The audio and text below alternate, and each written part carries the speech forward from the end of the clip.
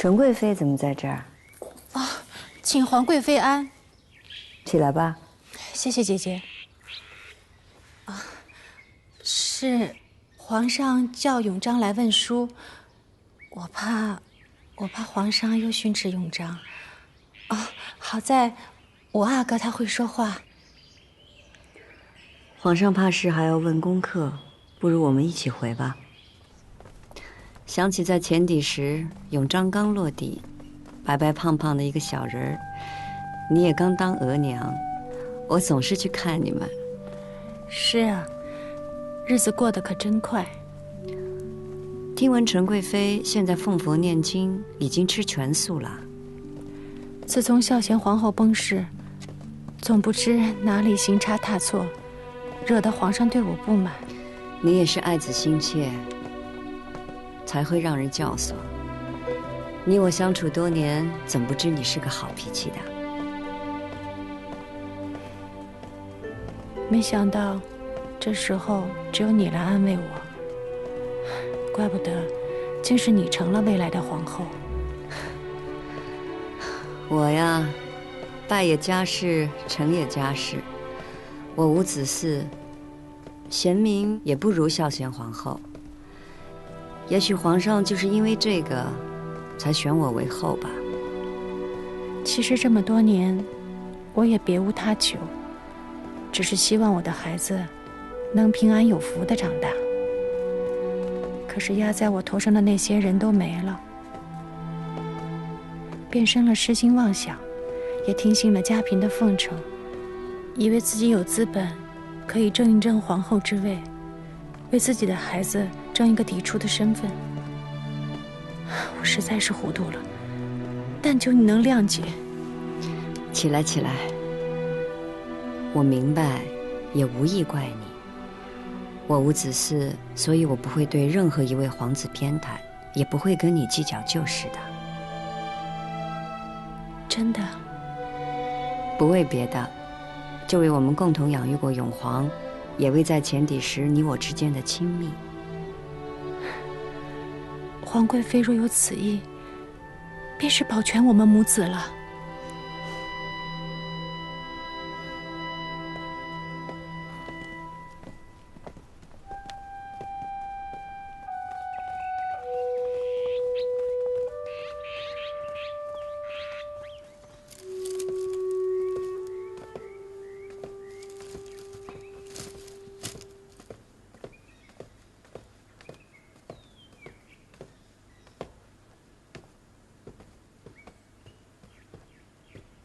臣妾给太后请安。起来吧，坐吧。你们都下去吧。是。明日天一亮，行过礼，你就该叫哀家皇额娘了吧？哀家最不中意你做皇帝的皇后，但最终还是你走到了这个位置。臣妾有今日，全都仰赖太后。哀家可不敢受你这个仰赖，是皇帝执意要选你。哀家当年跟你说过的，不过是要你好好思量，不要学你姑母那样作茧自缚。臣妾记得，臣妾记得，当年臣妾对太后说，臣妾对后位并无心思。是啊，那之后，皇帝晋你为皇贵妃，如今你要晋为皇后了，这话又怎么说了呢？臣妾还是敢说，臣妾从未妄求过皇后之位。你自然可以得意。你这个后位不是你自己争来的，是皇帝拱手给的。皇上的情谊和厚爱，臣妾万分感谢，不敢得意，没有珍惜。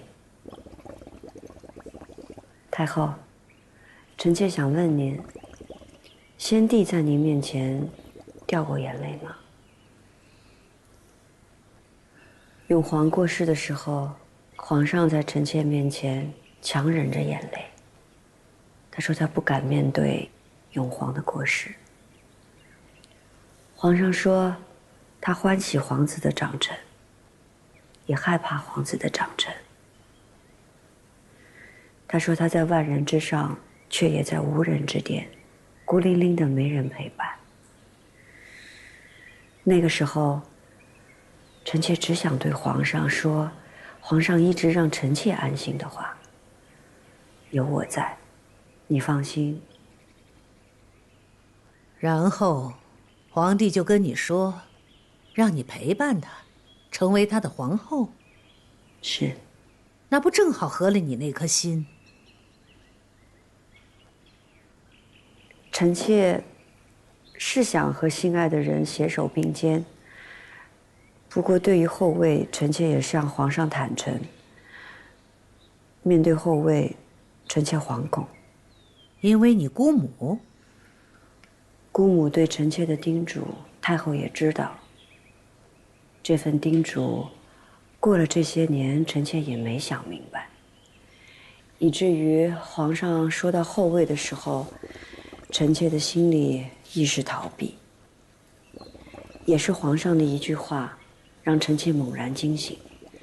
这些年，或许是因为姑母的叮嘱，臣妾受困于皇后的身份、中宫的位分。只是这些，都不是臣妾在意的、想要的。臣妾真正在意的、想要的，只有皇上的情分。皇帝说的那句话是什么？皇上说他是皇上，也是人父。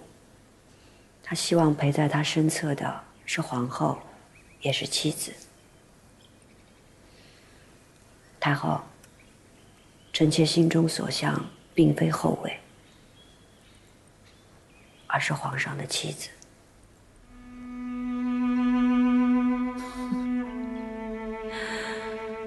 哀家本以为你比你姑母精进，你说这话，却也不比她强到哪儿去。皇帝是天子，身在万人之上，无人之巅，他们永远都不可能真正成为一个女人的夫君。便是皇后，也只是他们身边的臣子、奴才。太后，难道您从来就没想过要当先帝的正妻吗？哀家从未做过皇后，当然不可能没想过后位，但哀家从来没有真正在意过后位，更没有执念于君心，因为君心从来就是这世上最难揣摩、最难把握的东西，也是最不可信赖的东西。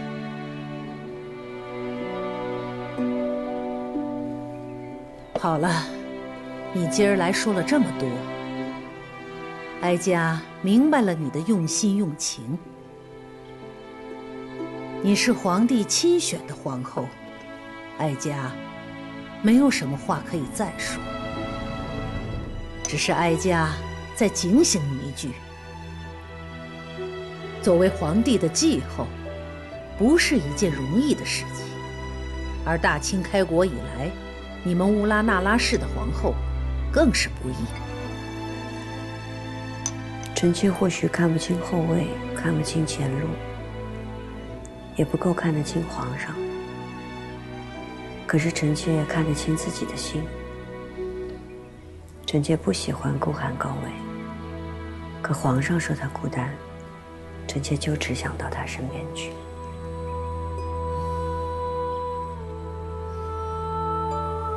去吧，皇帝正等着你呢，一步一步走到他身边去吧。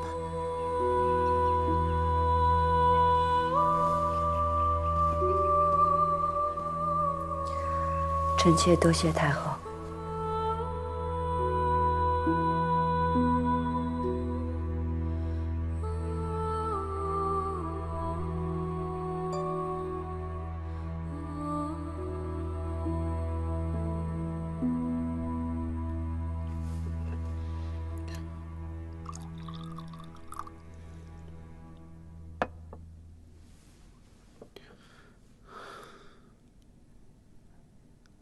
2年了，浪花，朕决定要册立继后。朕定的是如意，朕特意来告诉你一声，希望你在九泉之下能够明白朕的决定。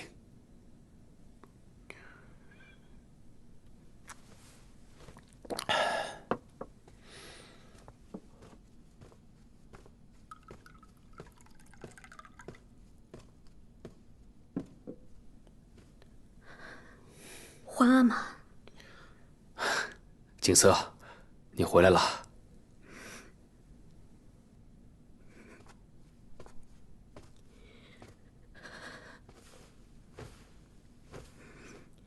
儿臣给皇阿玛请安。快起来，快起来，来，让皇阿玛好好瞧瞧你。皇阿玛册立新后，让女儿回来观礼，女儿自然也已今日赶回。这时别2年，你在边地过得可还好？儿臣一切都好。好，坐吧。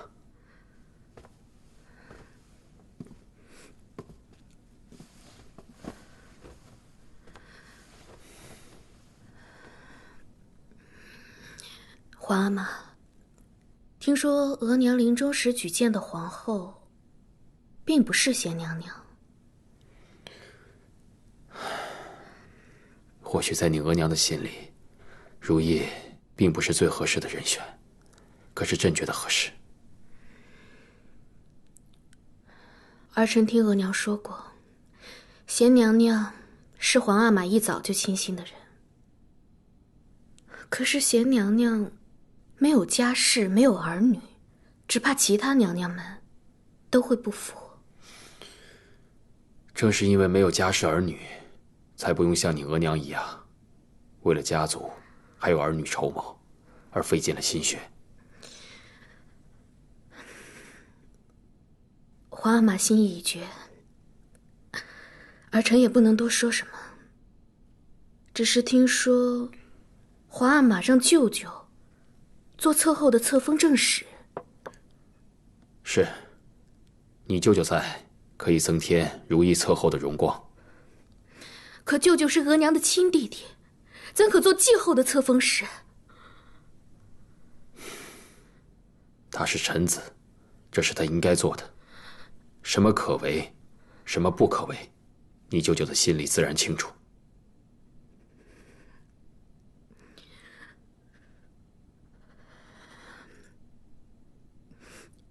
皇阿玛决断就是。那就好，你留下来陪你额娘说说话吧。朕先回宫了。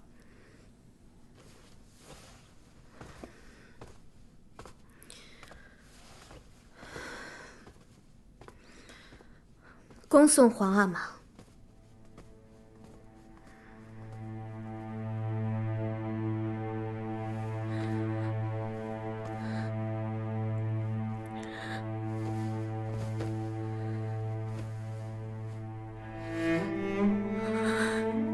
额娘，您走了，皇阿玛终于要立乌拉那拉氏为继后了。可您别难过，有得宠就有失宠。额娘您有儿有女有家室，却仍有伤心之事，女儿就忍着等着，等乌拉那拉氏伤心绝望的那一天。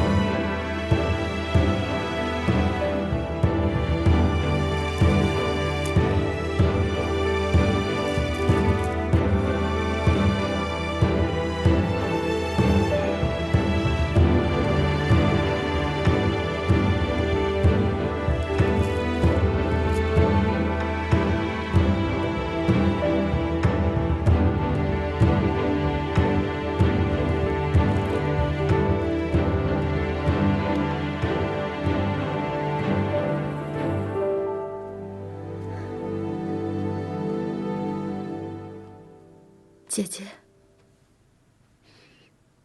你终于走到这一天了。主穿着皇后的朝服，真好看。姐姐，我真想这样一直陪着你，只可惜，我和索性还要去预备观礼，不能送你出门了。你们都去预备吧。放心吧，我会一步一步，好好走到皇上身边的。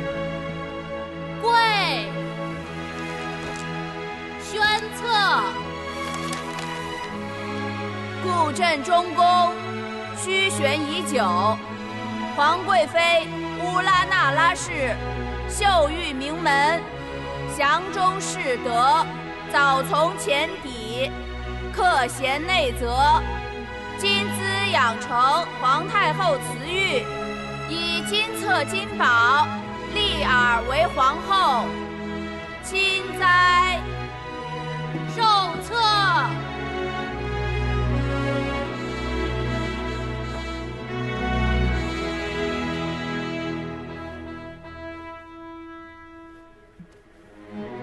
宣宝，皇后之宝。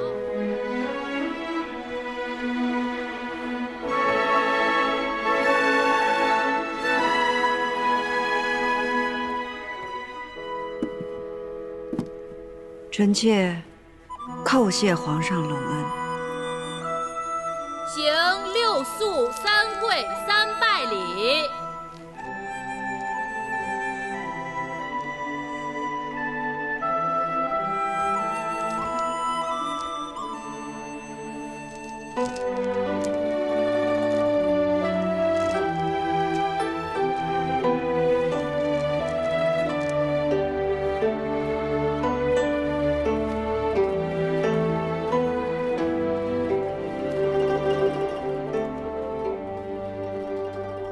立后之日，皇上钦定的8月初2，这个是个好日子。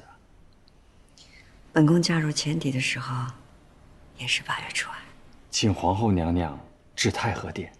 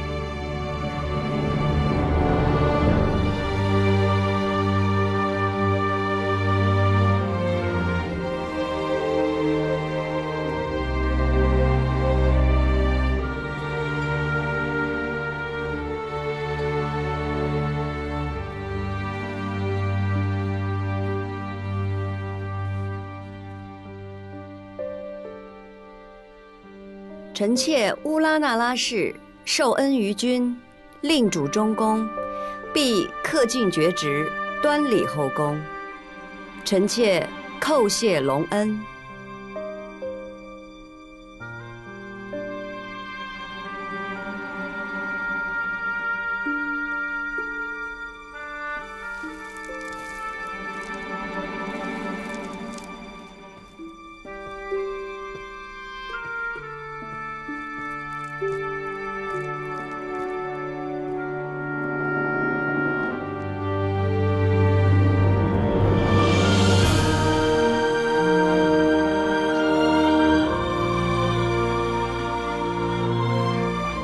祝皇上皇后凤凰于飞，和鸣铿锵，白首之喜，百年河心。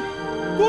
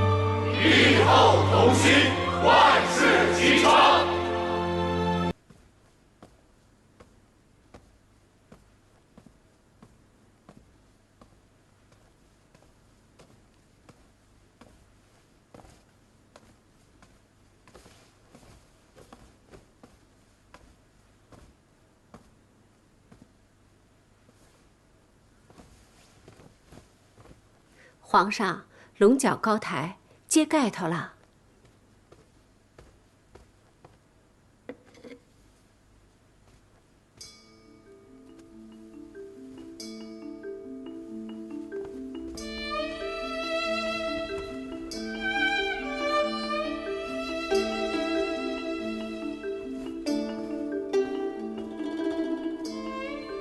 作福。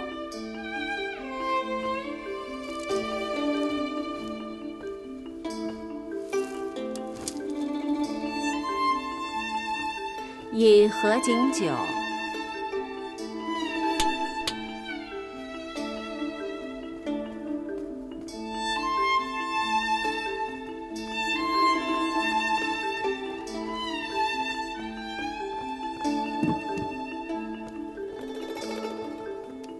请皇上皇后饮合卺酒。皇上皇后百年合欢。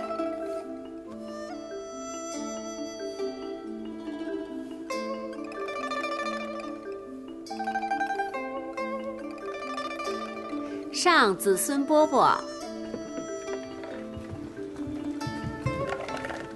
皇上皇后多子多福。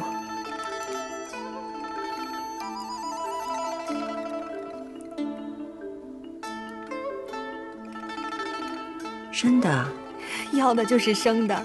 千金难换皇后娘娘这句话，皇后说生的，自然是生的，啊。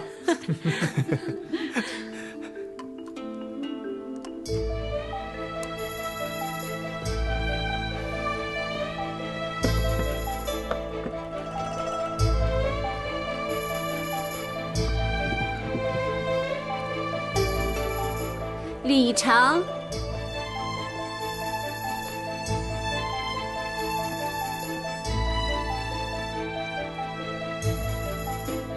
恭贺皇上皇后娘娘大喜。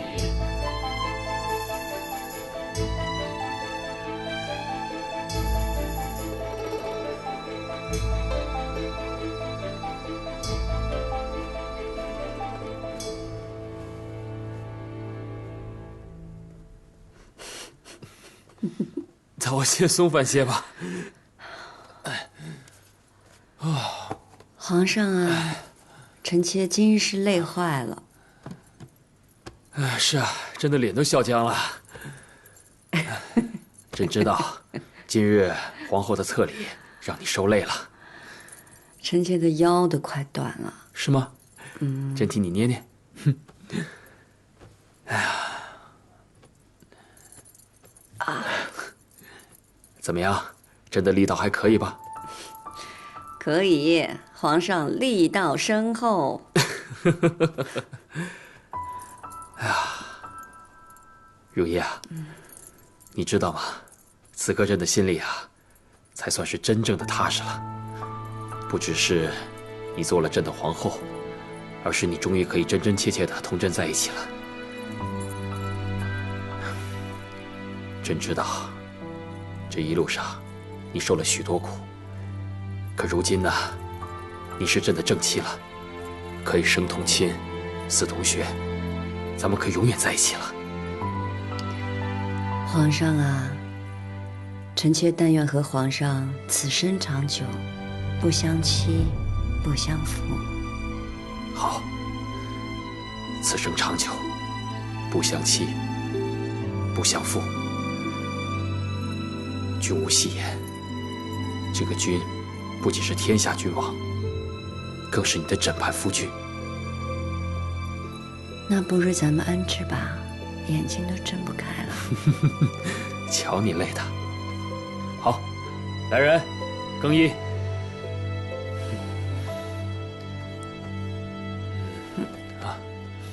这封后大典真是风光啊！皇上对皇后娘娘真好，皇后娘娘可真美，真好看。聊什么呢？皇上都休息了还聊，赶紧收拾去。是。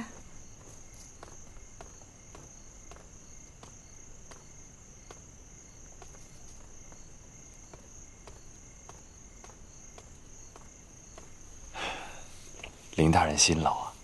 李公公辛劳。这皇上大婚，这一刻也离不开您呢。哎，今儿是喜事，再忙也高兴。是，我再去那边看看。李公公辛苦。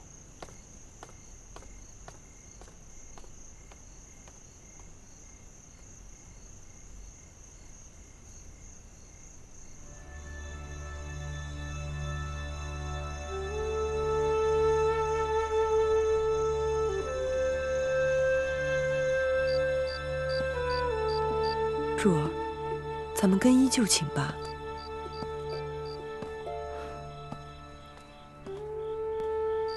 本宫第一次见立后大典呢，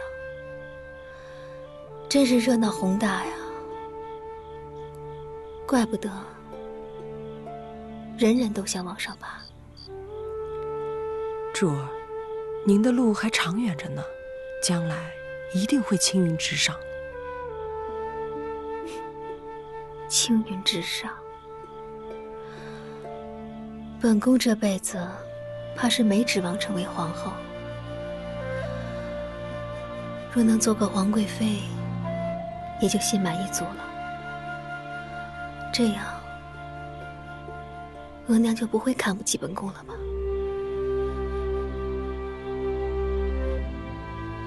柱儿，让奴婢扶您进去歇息吧。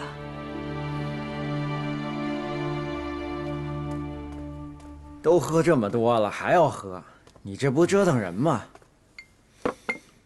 哎呀，你今儿是真高兴啊！啊，看着皇上娶亲，你也想娶了是吧？嗯，这是你说的啊，你别扯上我。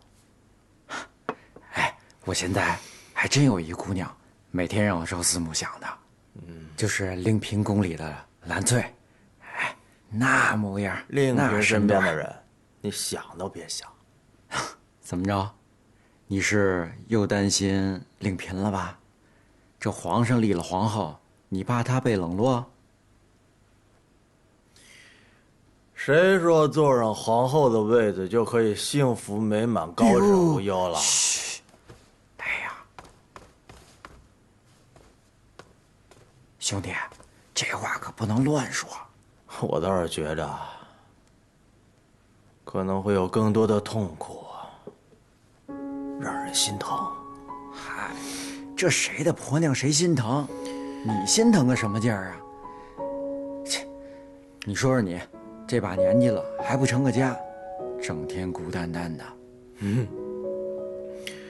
我也不知道我为什么整天孤孤单单，我更不知道他是什么时候在我心里落下一个影儿。一个只能远不能近的影儿。我只能远远地看着他，但是他的高兴和伤心我都懂，我懂。现如今都好了，我自然是高兴的，我很高兴。但是高兴之余，我还是担心，不知道来日他还会受多少痛苦，还有磨难。你看看你，还是想着你的令主不是？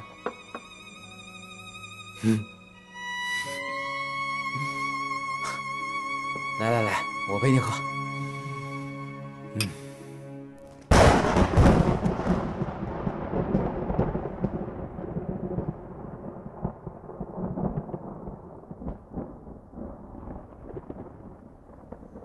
青樱，青樱，你终于当皇后了。你真不愧是乌拉那拉氏的女人。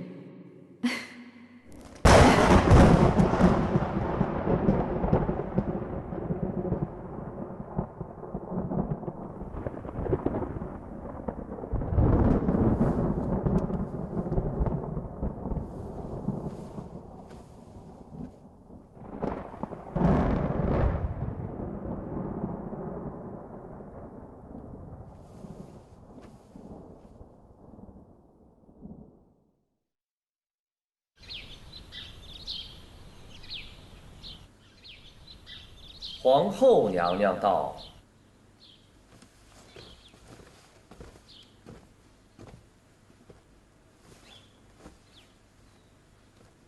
臣妾请皇后娘娘万安。起来吧。谢皇后娘娘。坐吧。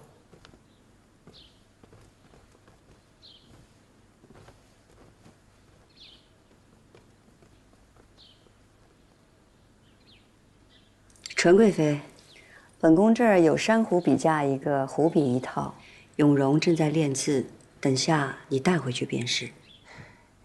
皇后娘娘的关爱，臣妾感激不尽。嘉嫔今日为贺皇后娘娘正位中宫之喜，打扮的可真是娇艳啊！臣妾等侍奉皇后娘娘，穿戴再好，也只是博皇后娘娘一笑罢了。今儿嘉嫔穿这么身鲜艳衣裳，难道也是讨皇后娘娘欢喜吗？令嫔一心只想讨好皇后，可本宫心里只惦记着皇上说过喜欢本宫穿红色。皇后娘娘不会怪臣妾吧？本宫与皇上一体同心，嘉嫔惦记着皇上，等同于惦记着本宫。皇后娘娘是新后，可这翊坤宫是旧殿，意为辅佐之意，指辅佐中宫坤宁。如今您都是中宫之主了，怎么还住着辅佐之殿呢？嘉嫔身在嫔位，却有胸怀六宫之心啊。皇后便是皇后，是名正言顺的六宫之主，不管住在哪里，都是皇上的正妻。虽说都是正妻，但这续娶与嫡妻总是不一样的。对了，纯贵妃，你是汉军旗出身，你自然记得民间有这样一种说法，是叫续弦，还是填房来着？嘉嫔这话实在是太刻薄了。刻薄归刻薄，说的却是真话。嘉嫔说的是真话，本宫确为继后。只是嘉嫔也需明白，无论是你说的续弦还是填房，如今是谁坐在后位上才是最要紧的。嘉嫔未曾做过后位，想来也是不大会明白的。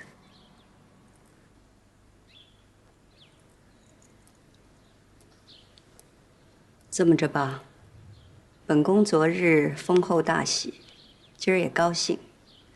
既然嘉嫔如此在意名分，本宫就复你贵妃之位。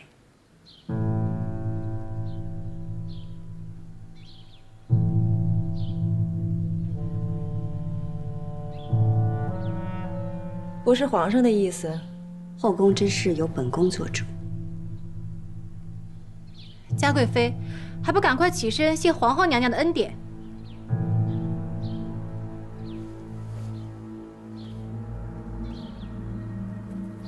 谢过皇后。纯贵妃，你是嫔妃当中资历最深的，从今往后也要助本宫约束众人，谨记宫规。臣妾谨遵皇后娘娘教诲。起来吧。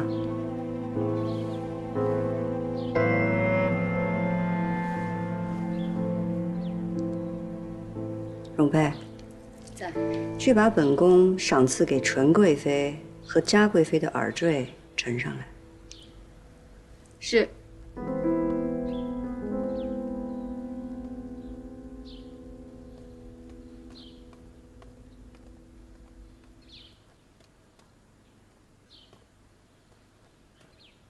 左边是纯贵妃的，右边是金玉妍的。好，皇后娘娘留你在，是为了让你好好看着。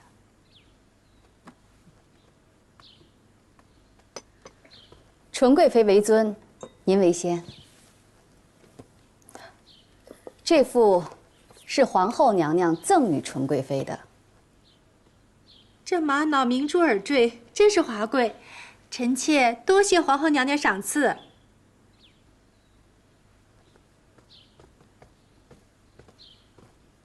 这一副是皇后娘娘赏嘉贵妃的。这是红玉髓的耳坠。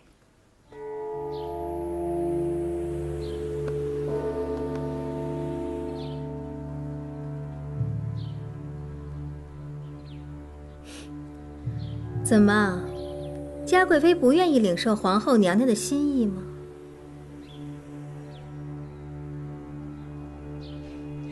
皇后娘娘赏赐的耳坠，臣妾即刻便戴上，以表敬重。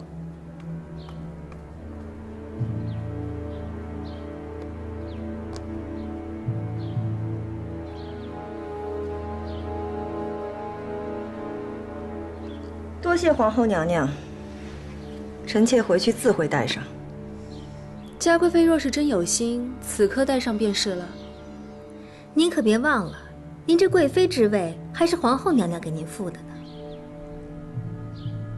孝贤皇后在世时最忌奢侈，如此华贵的耳坠，臣妾实不敢收。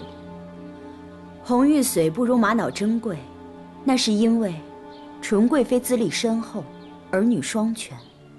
地位该在嘉贵妃之上，这也是本宫的不是，以为在宫中尽人皆知，所以没有一早告诉嘉贵妃红玉髓和玛瑙的区别，也叫嘉贵妃觉得红玉髓是华贵之物，并可用来一步登天。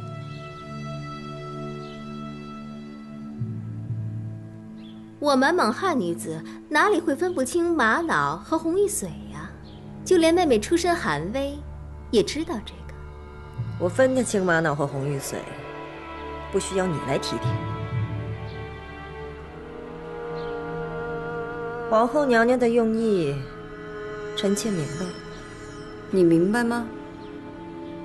你明白什么是对错，什么是是非，什么是安分守己吗？本宫赐你这对红玉髓耳坠，就是要时刻提醒你，不要生事惹祸，辜负了本宫的深意。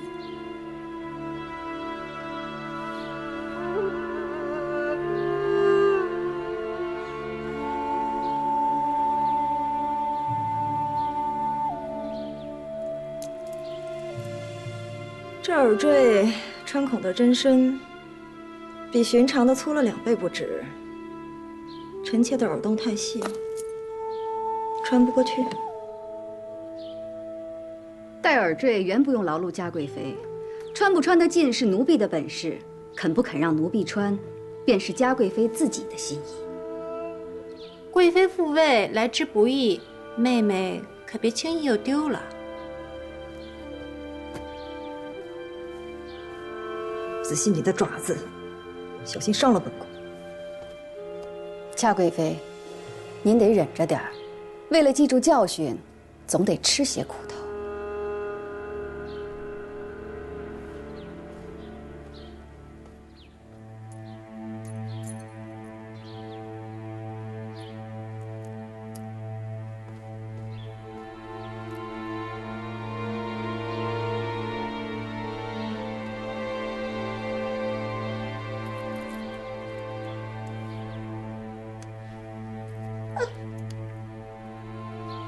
疼死本宫了！你的手爪子是什么做的？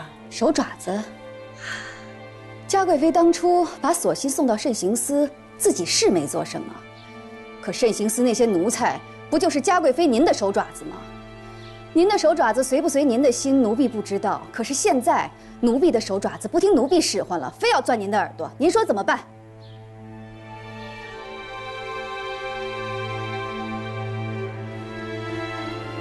皇后，你就看着你的奴才欺凌臣妾吗？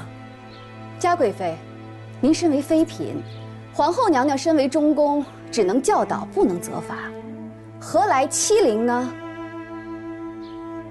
皇后，所幸的腿坏了，是慎刑司的人下手太重，皇上也责罚过臣妾了，如今连皇上都不计较了，您还要怪臣妾吗？本宫与皇上一体同心，这是赏赐，不是惩罚。皇后是拿着赏赐之名来报自己的私仇，嘉贵妃可别会错了意。臣妾不服。本宫是皇后，坐在了你最想坐的凤位上，所以对你赏也是罚，罚也是赏。就像皇上对御史逼死发妻的那位王爷是一样的。就算是王爷做错了，皇上也责罚过了，轮不到后宫夫人来说三道四。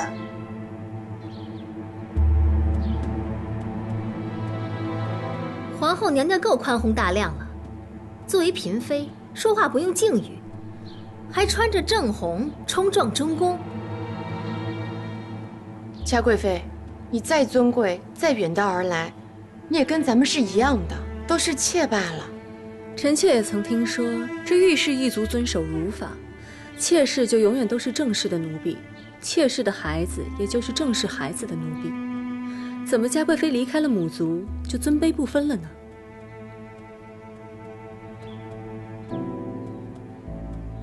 本宫只想提醒你，你的一切错处都干系到你，还有你的2位皇子。你仔仔细细的想明白了。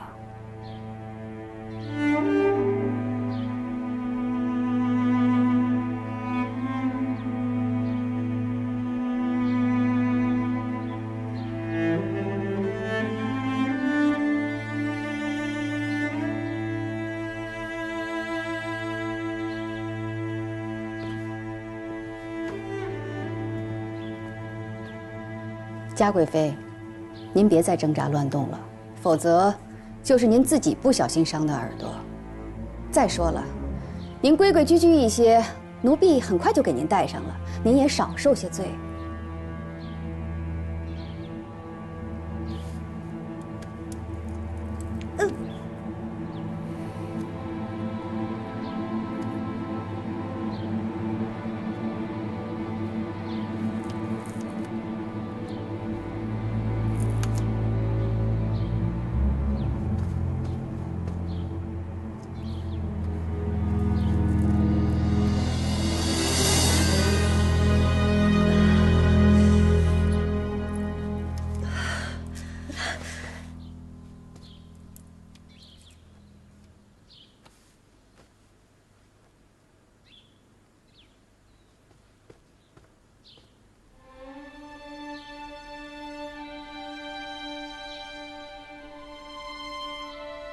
大伙儿觉得好看吗？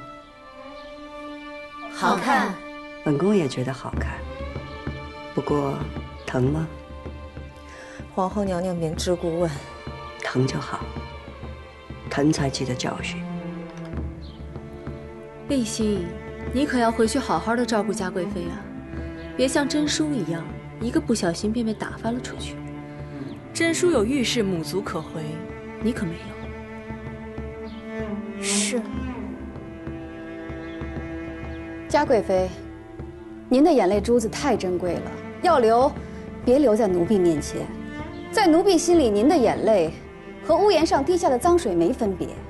但您若要把您的泪珠子甩到皇上跟前去，那奴婢也得当着各位主的面回清楚了。皇后娘娘给的是赏赐，是奴婢给您带上的。若是伤着碰着，您尽管冲着奴婢来，奴婢没二话。但您若要把脏水往皇后娘娘身上泼，那您就歇了这份心吧。满宫的嫔妃主都看着呢，这是您自己愿意承受的，不为别的，只为您自己做过的那些亏心事，这也是该受着的。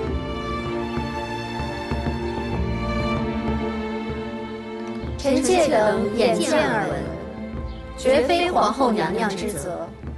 容佩，去把本宫赏给各宫的礼都拿上来吧。是。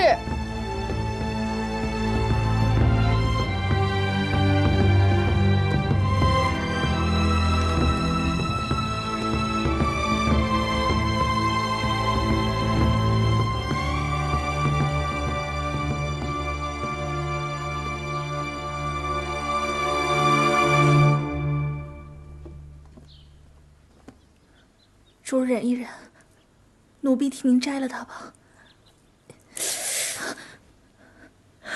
别摘了。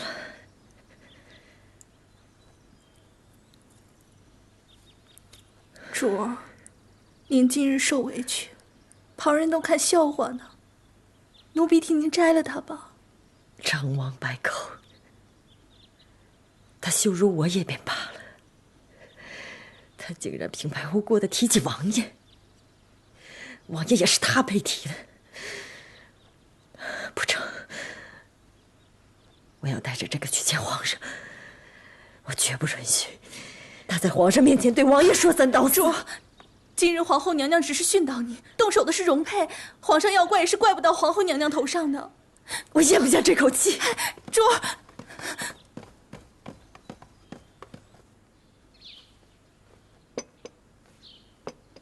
娘娘，您实在不必为了奴婢当面惩罚嘉贵妃的。那时候你从慎刑司出来的时候浑身是血，本宫就说过不会让你白白的受了这个苦。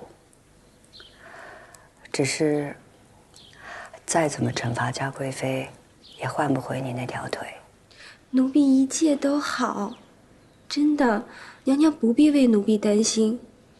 娘娘一路好不容易走到今天的位置，奴婢只希望娘娘能够平安顺遂，不要因为奴婢而产生什么差池才好。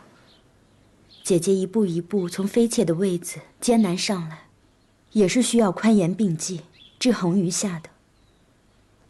今日，姐姐安抚了纯贵妃，弹压了嘉贵妃，让众人知道什么是赏罚，做的也是极对的。再者，如今姐姐贵为皇后，是中宫，对着嫔妃，只要有理有据，再怎么教导也不为过。就算嘉贵妃告到了皇上跟前，皇上也不会说什么的。所以索性，你不必过于担心。宽严并济，本宫心里有数的。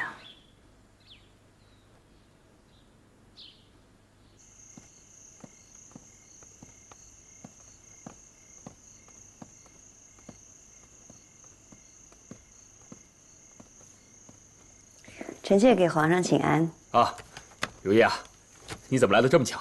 正想去瞧你呢。来，坐。那臣妾和皇上是心有灵犀了。那可不，皇后娘娘来的正是时候。皇上听嘉贵妃聒噪了半天，怕也是累了。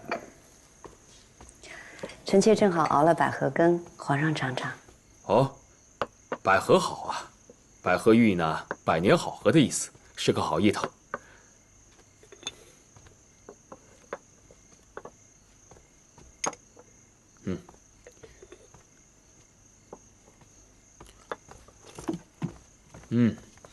你也尝尝，好喝吗？味道不错。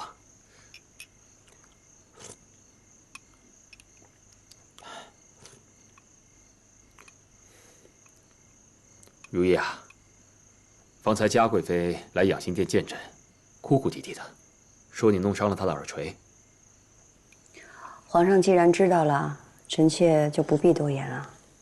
嘉贵妃一直对你不逊，如今你初登后位，如果不加以弹压的话，只怕她往后难以压制啊。皇上，臣妾不只是要提点嘉贵妃，而是要压制后宫里仰仗母族的风气。皇上因为遇事对嘉贵妃一直格外开恩，他不仅不感念皇恩，还觉得可以仰仗母族，在后宫里任意妄为。这个嘉贵妃对御史的心思，简直比对朕还重。之前也是因为她为御史王爷大悲大痛，纠缠求情，才致9阿哥难产夭折。如今她又出言不逊，朕已经罚她到奉先殿，对着列祖列宗思过了。皇上明断。罢了，不说这些了。如意，来。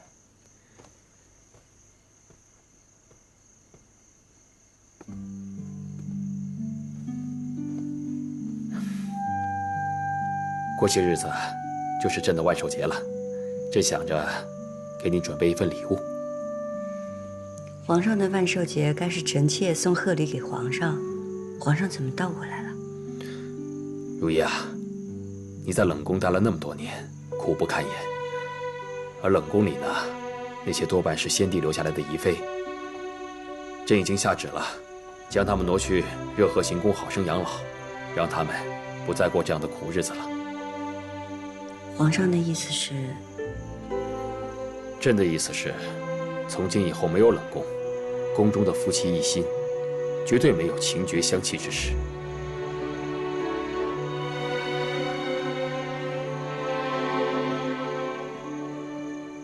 皇上情深义重，6宫同沐恩泽。如意啊，朕不只是为了6宫，更是为了你。你如今已是皇后了，朕会追封你的阿玛纳尔部为1等承恩宫，你的额娘呢，就为承恩宫夫人。过些时日，朕会安排你额娘进宫探望你，你们母女俩好好聚聚。臣妾谢皇上，为臣妾想得周全。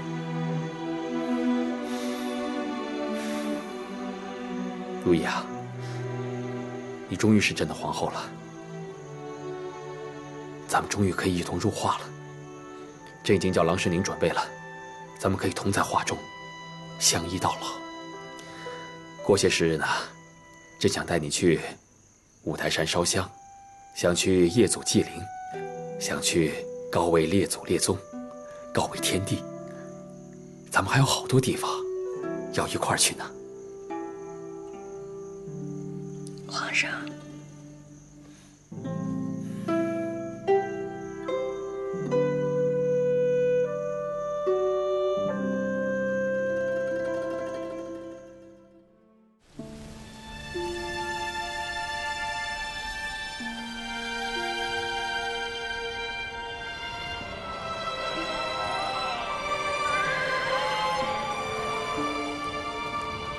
兰托千岭福佳气，日上群峰吐紫烟。如意啊，走在这苍茫天地间，就只有我们2个人。漫随天外，云卷云舒，好不快意啊！皇上，您就带臣妾一个人出来，不大合规矩啊。朕想单独和你待一会儿。不算是偏宠吗？朕是这世间的皇帝，你是朕名正言顺的皇后，朕带你出来，看看美好的景色，有何不可？来，答应朕，要陪朕一直这么走下去。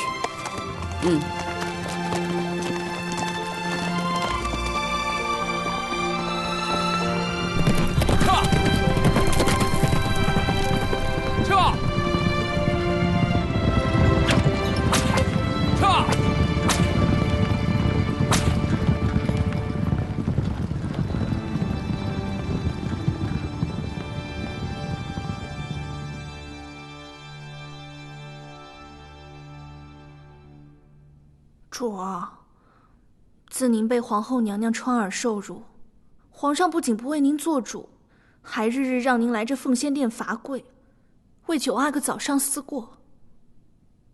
这次夜祖祭灵，寻衅松落，皇上也不带着您。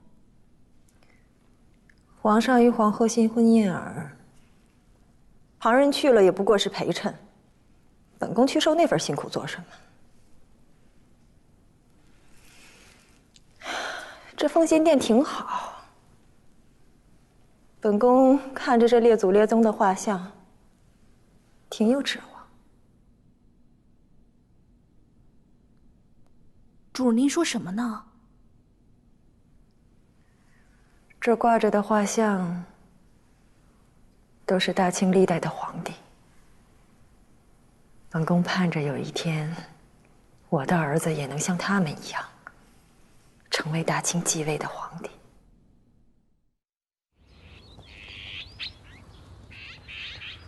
承恩宫夫人，皇上特意嘱咐，您年岁渐大，以后都坐轿入宫。谢皇上厚爱。快到翊坤宫了，皇后娘娘怕是等急了。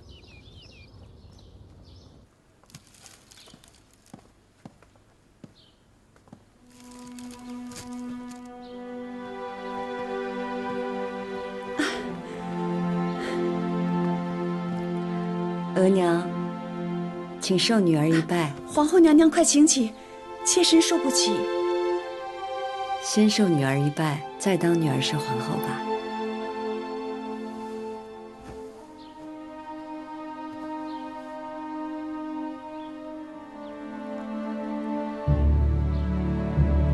皇后娘娘，快请起，让妾身行国礼吧。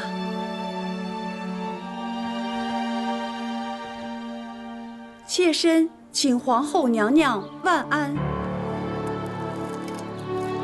快起来吧，额娘，快起来。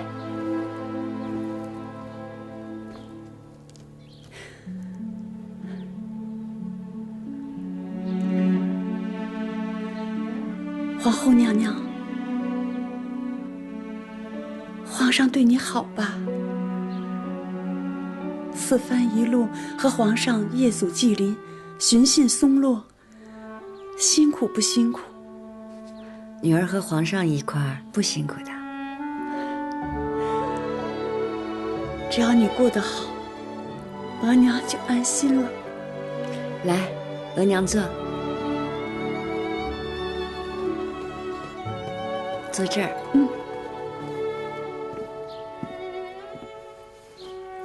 你快坐。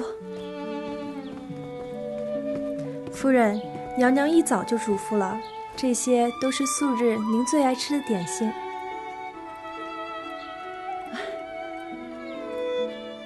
好，好。皇后娘娘至诚至孝，娘娘得以封后，乌拉那拉家续上往日的荣光。你阿玛和姑母在九泉之下，也可瞑目了。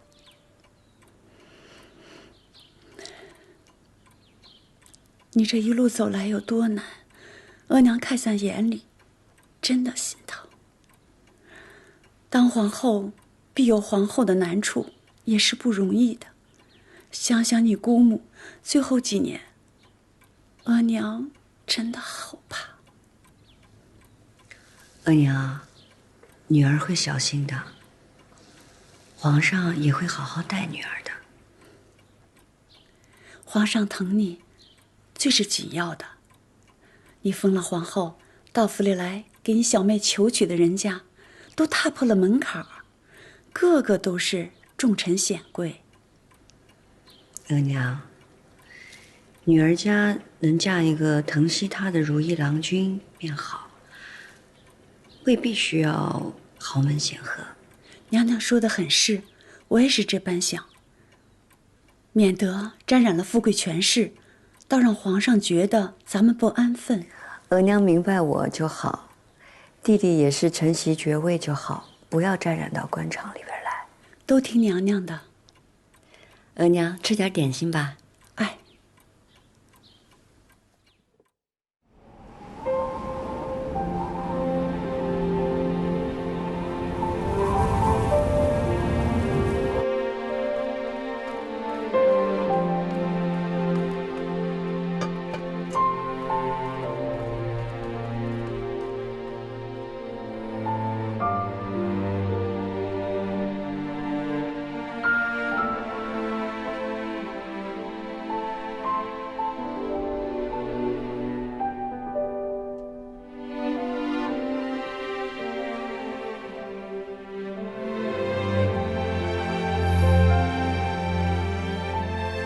手是不是有点凉啊？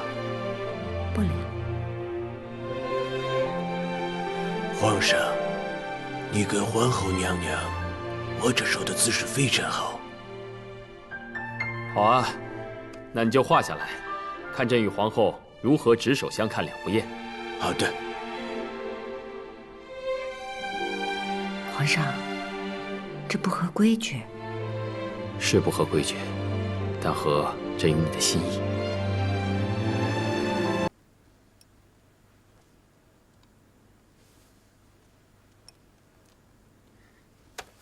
好啊！皇上什么事儿这么高兴啊？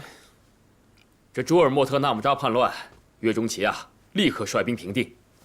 朕倒要看看还有谁敢不驯服他。有皇上的龙威在，谁能不被驯服啊？皇上，令嫔娘娘说新学了乐琴，想要弹奏给皇上听，已经在外头候着了。让她进来吧。这。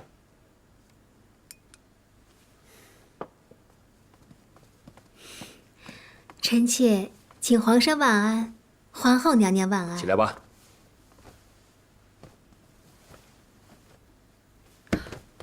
淑嫔怎么了？怎么了？我们主这几日一直头晕不适，昨日贪新鲜吃了半个贡梨，结果还吐了半夜。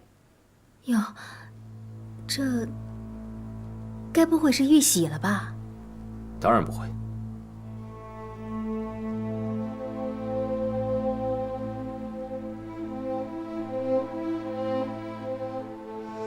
臣妾体弱，皇上赏的坐胎药喝了这么些年，也未有动静。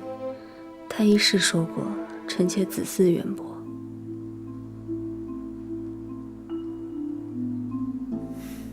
李煜啊，奴才在。传其入。这。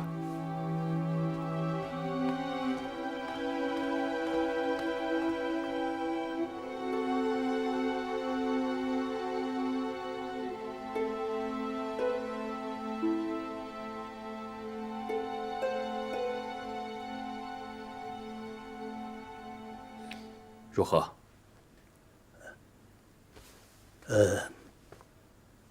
恭喜皇上，淑嫔娘娘的脉象是喜脉，已经2个月了。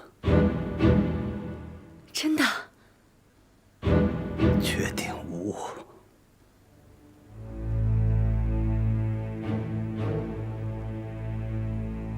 好，甚好。臣妾恭喜皇上，恭喜淑嫔，恭喜皇上。盼了这么些年了，本都以为没了指望，这半年来连坐胎药都是有一碗没一碗的喝着，谁能想到竟然真的有了？那是你情真意切，老天眷顾，遂了你的心愿。那坐胎药本是强壮底子后助孕的。淑嫔娘娘服用多时，身体健壮了，自然是有喜了。齐太医说的是，那本宫之后的身孕就有劳齐太医了。是，还请皇上允准。既然你喜欢，朕就让齐汝照顾你便是了。你嫔位多年了，如今遇喜，就晋为妃位吧。臣妾多谢皇上。恭喜皇上，恭喜淑妃姐姐。今天妹妹来的还真是巧，真想沾沾姐姐的喜气啊。多谢令嫔。皇上，那臣妾便先回去休息了。好。皇上，臣妾陪淑妃妹妹一起回去，她刚刚有孕，别疏漏了什么才好。皇后有心了。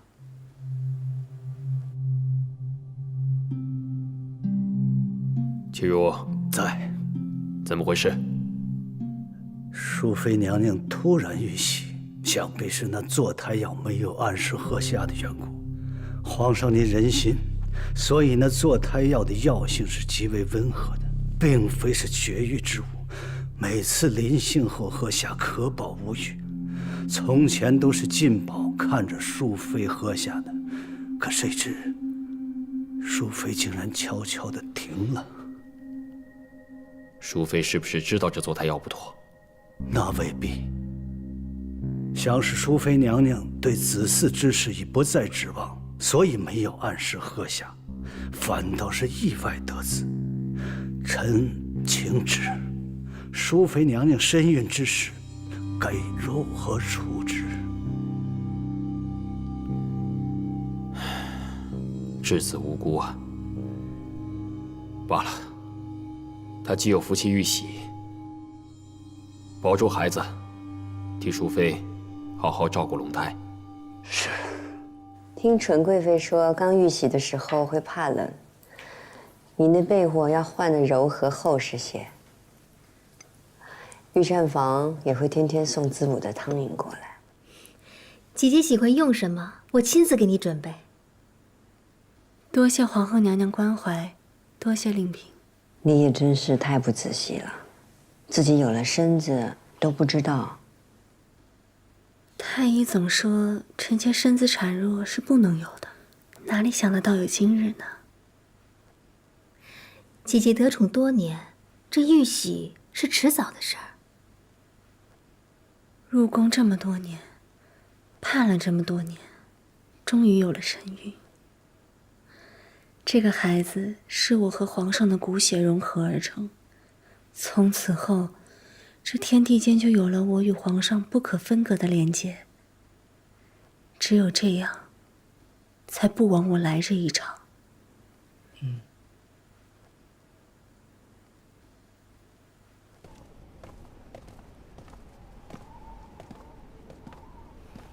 看着淑妃姐姐如愿以偿，臣妾是为她高兴，但心里也是忍不住发酸。不瞒您说，淑妃姐姐喝着坐胎药，臣妾也一样喝了。你哪儿得的方子？皇后娘娘恕罪，臣妾求死心切，找人寻了淑妃姐姐的药渣，自己悄悄配制的。可喝了这么多年，却一点动静都没有。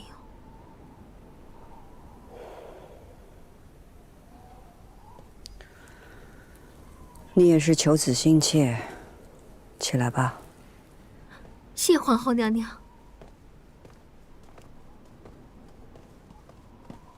淑妃玉玺未必靠的是药，不如你如淑妃般把药停一停，养一养身子，心血就有了。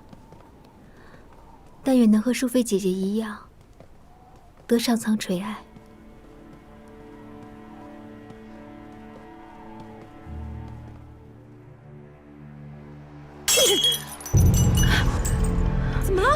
怎么了，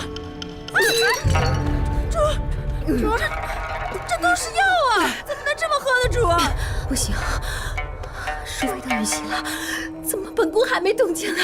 主，你不觉得奇怪吗？当初淑妃怎么喝都没怀上，如今不喝了，反倒就有了呢？你胡说些什么？奴婢也说不上来。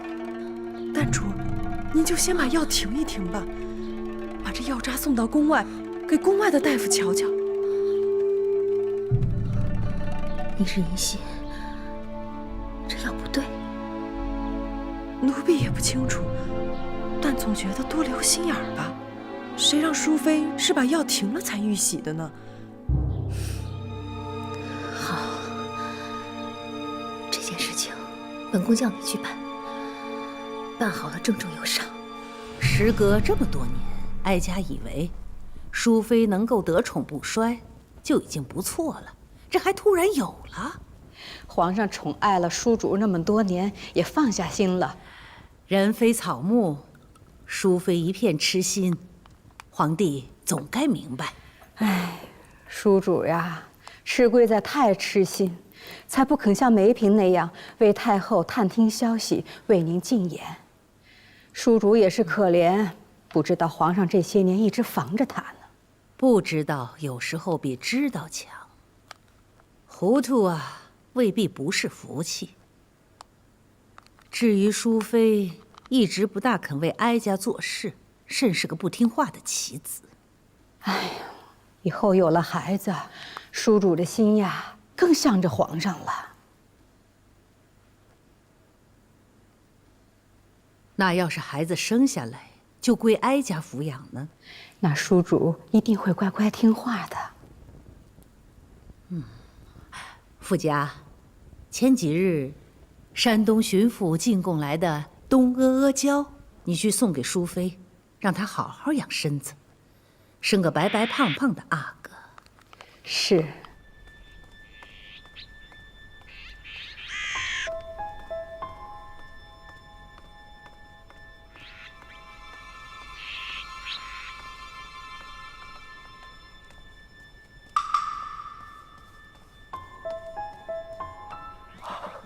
春蝉姐姐，上回您托我给您问的方子，这回我出宫采买东西时，一并交给您的姑母了。这个是您姑母给您的回信，就是我不太识字，不知道上面写的是什么。这是我自己看病的一个偏方，但是只有家里人知道。哎呀，辛苦公公了。哎，谢谢春蝉姐姐。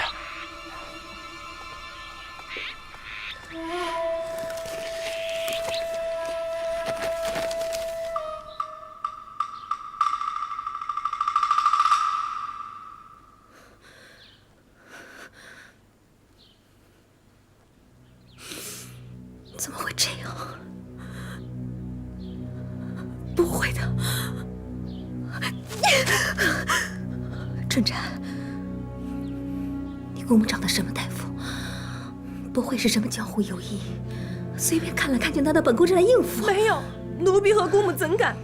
找的都是京城中最有名的大夫看的，姑母不放心，还多找了3、4家呢。阿珠。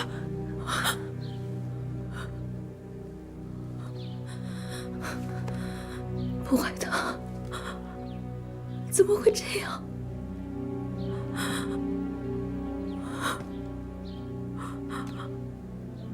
不会的，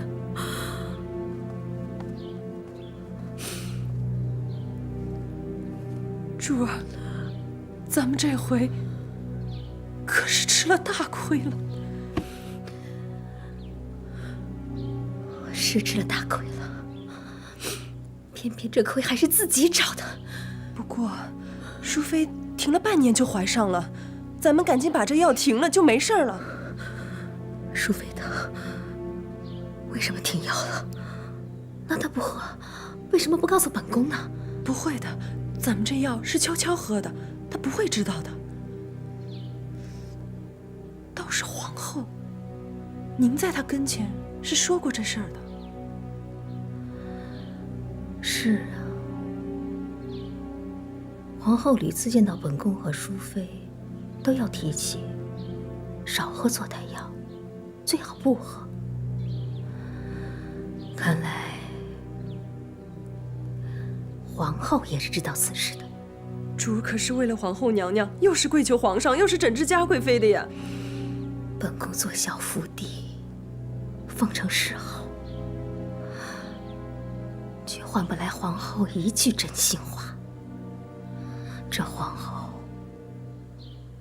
真是铁石心肠。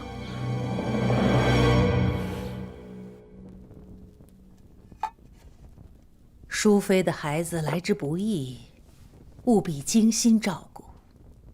是，太后，微臣有个不情之请。你说。臣自20几岁入宫，时至如今，算起来也40年有余了。不敢说世家有功，也算是兢兢业业、尽心尽力了。如今，臣已是老眼昏花了。臣想，侍奉完淑妃娘娘平安生产，便想告老还乡，安度晚年了。你在宫里辛苦了一世，既照顾了皇帝、孝贤皇后，又替哀家尽心。等淑妃生下孩子后，哀家许你回家养老。臣谢太后天恩。你又见到齐汝到皇娘的宫里去了？是，有好几回了。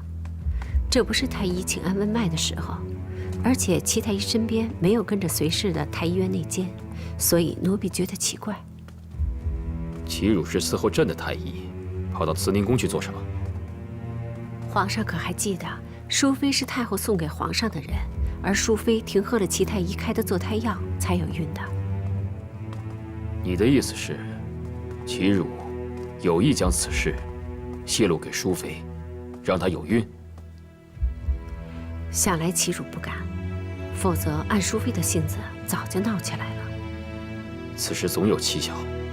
朕记得，惠贤皇贵妃说过，齐汝替她医治，越医越病，不得子嗣。但要是没有朕的吩咐，齐汝怎么敢这么做呢？惠贤皇贵妃的阿玛曾促成端淑长公主远嫁之事，太后心里一直不快。难不成皇额娘一早就安排齐汝对惠贤皇贵妃下手了？朕身边的人竟这般为皇额娘周旋，连朕的嫔妃都敢暗害。皇上，奴婢先去彻查清楚这件事儿。若真的是齐太医违背了皇上的心愿，暗害了惠贤皇贵妃，到时皇上再处置不迟。好，你下去吧。是。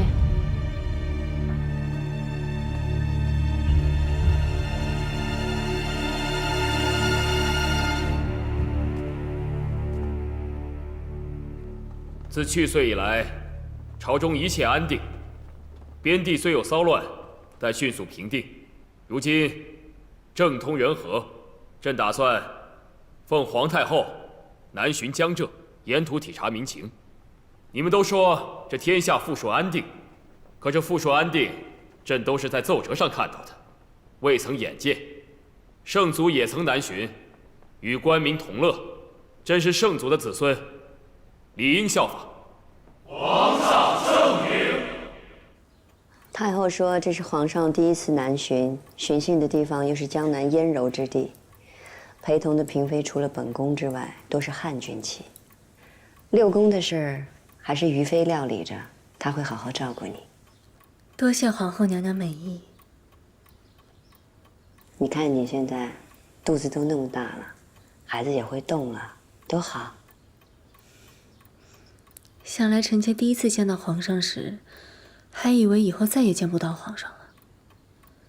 哪知日后真能到皇上身边，还能有皇上的孩子。臣妾知道，皇上喜欢诗词汉墨，又懂得琴棋书画，就几乎没有什么是他不会的。原来我熟读诗书，就是为了要走到这个倾慕的人身边去。本宫也是替你高兴。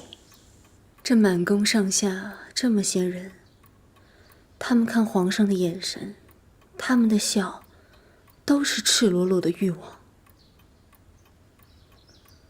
就只有您看皇上的眼神，和臣妾是一样的。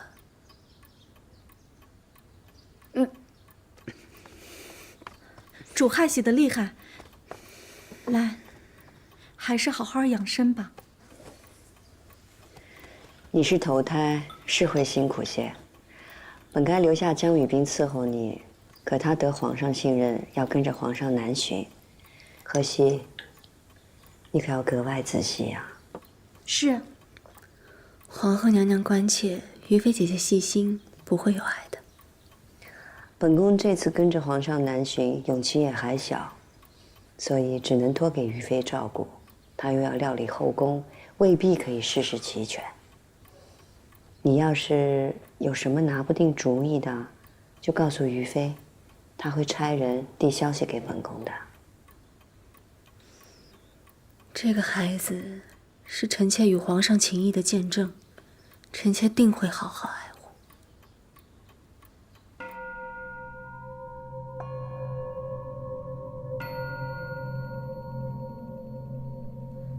信女叶赫那拉氏得蒙圣眷，但求平安生子，与皇上恩情如旧，绝无反复。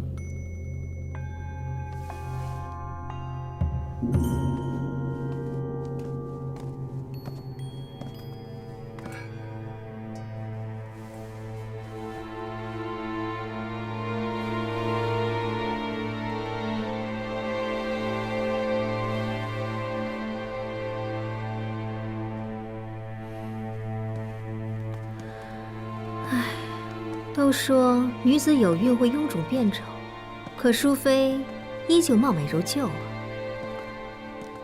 她得宠不就是因为她的美貌吗？若美貌没了，可怎么办好呢？除了于妃，皇后最疼惜淑妃了，也该让皇后心疼自己在意的人吧。主暂且无需记挂这些，此次您随皇上南巡，抓住皇上的心才更要紧。皇上，奴婢查得惠贤皇贵妃用过的方子，悄悄找宫外的大夫问了，都说没问题。惠贤皇贵妃当年病重，药方没问题，问题也就出在药上。惠贤皇贵妃的药都是齐太医自己亲手配的，从不让旁人经手，这里面似乎是有蹊跷。齐汝为了可以讨皇额娘的欢心，就违背朕的意思，让淑妃有孕，让惠贤皇贵妃身死。那要是朕与皇娘有了嫌隙，他会帮谁呢？皇上，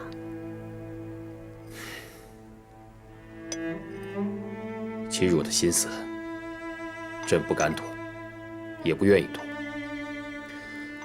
朕的身边用了那么久的人，都可以违背朕，朕的身边真没有可信之人了。皇上，您打算如何处置？